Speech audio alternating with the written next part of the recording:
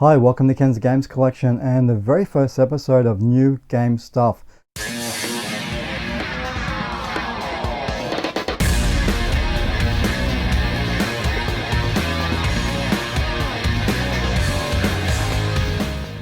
So with this series, I'll be talking about things that I picked up other than video games. And some of it is not related to video games, but it's stuff that I do collect, and it gives you a bit more of an insight into what other things I'm into other than video games. I got a few things here I want to show, and it's a great way to start this series with something very, very special that I picked up in December. This was just before Christmas. Myself, Tim from Rage Day Gaming, and Greg from Grappling with Games, we met up at Eddie's Retro Store here in Brisbane, and we all picked up some great items. Tim picked up a copy of Streets of Rage on the Master System for $49, which is an insane price because you see those games on eBay selling for anything between $79 up to $120. So he got himself a great bargain there. And with Greg, he picked up a sealed copy of Virtua Fighter on the Sega Saturn, which is phenomenal. He's still got a Sega Saturn. It might be a goal I want to do for 2021 is get back a Saturn. But at the front of the counter, in the glass case, there was something there that really caught my eye. And I walked around the store looking at games and stuff, picking stuff up, putting it back down, going back out the front of the store looking at this item, and I thought, just do it, just pull the pin and do it. So I went over to Eddie and I said, I want to pick up a Super Nintendo. So this is the one I picked up. Now when I told Eddie I wanted a Super Nintendo, he told the guy that was working with him to get one from the back of the store, and I said, no, I want this one.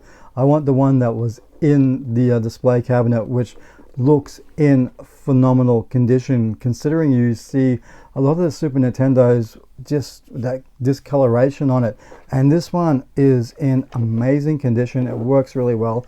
It was $129, and I think it was worth every cent of that.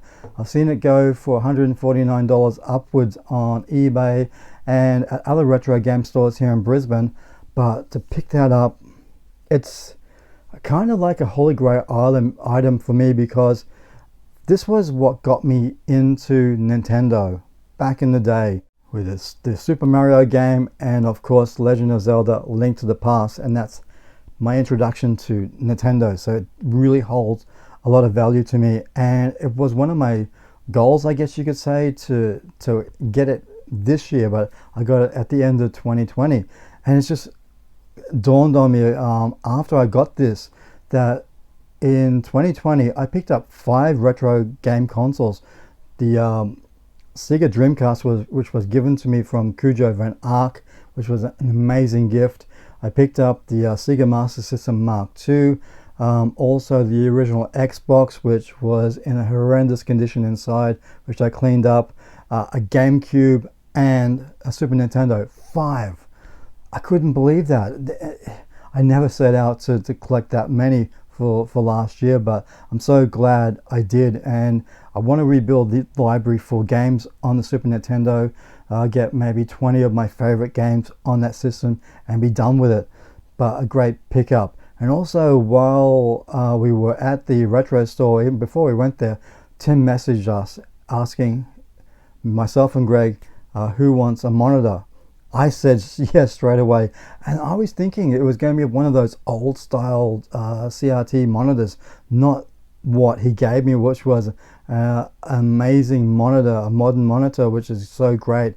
And I want to be able to hook it up to play the old retro consoles on it, because I can get an adapter for the RCA or RF cables to go to HDMI, I think it is. So that would be so cool to be able to play these old retro consoles on that monitor, and it just was an incredible gift from Tim. So again, thanks very much, Tim. That was amazing. I was thinking it was going to be the old style monitor. I didn't know why I thought that, but it was a shock when I saw that. So it was incredible. So another item I picked up was, well, we're at the 35th anniversary of Legend of Zelda, and this is the Legend of Zelda Breath of the Wild the controller, which I need another controller I think now, because my daughter is playing Paw Patrol. It's only a matter of time before we start playing other games, especially two-player games together, and I thought I'm going to need another controller, so pick up